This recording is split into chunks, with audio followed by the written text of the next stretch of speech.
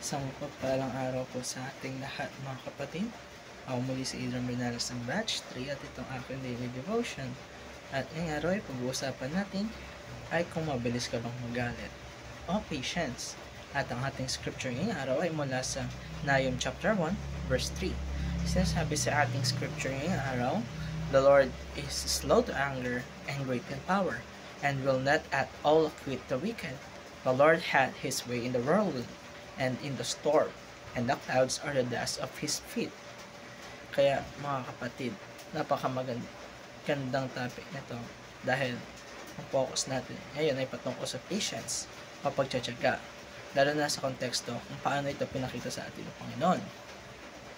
Pag naririnig natin o nababasa ang salitang patience, madalas naisip natin mga kapatid ang pagtitimpi, ang pag-antay, o hindi agad pag-react sa galit. Pero sa Biblia mga kapatid, ang patience ng Diyos ay hindi lang simpleng pagtitiis. Ito ay isang pagpapakita ng kanyang kabutihan at awa. Sabi sa Nahum chapter 1 verse 3, "The Lord is slow to anger." Hindi agad-agad nagagalit ang Diyos. Hindi siya pabigla-bigla, hindi siya nagpapadalos-dalos ng kanyang isipan. God is patient and slow to anger.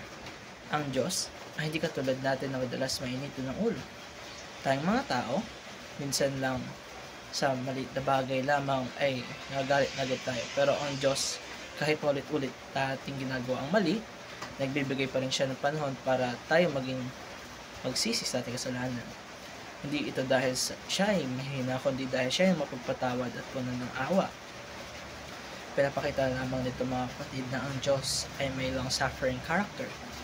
Hindi niya agad yung ginagawa ng kaparusahan, kundi binibigyan tayo ng tsansa para magbago. Kalawa, God delays justice to extend His grace. Minsan ay napapatanong tayo mga kapatid kung bakit parang hindi agad pinaparusahan ng Diyos ang mga masasama.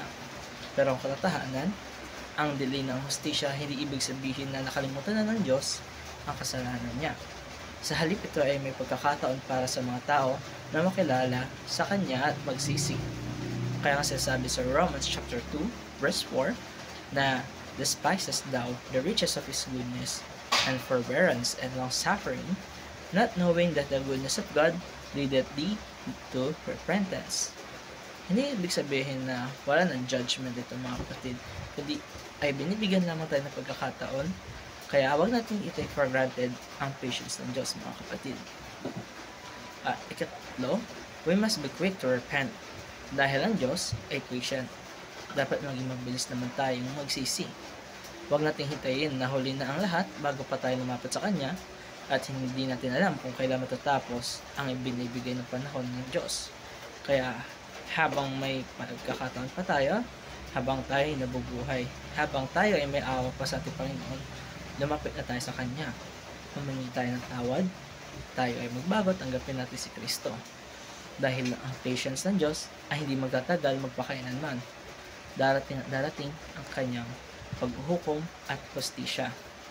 Kaya paano ba natin ito ma-apply sa ating mga buhay mga kapatid? Una dito ay do not presume upon God's patience. Huwag tayong maging kampante at sabihin okay lang yan dahil maintindihan tayo ng Diyos. Oo, siya ay may mahabang pasensya, pero hindi ibig sabihin ito na wala siyang pakialam sa kasalanan. Lahat ng kasalanan ay may kabayaran, at kaya wag natin itong abusuhin ang kabutihan ng ating Panginoon. At dito nagtatapos ang aking daily devotion. Maraming salamat sa panonood.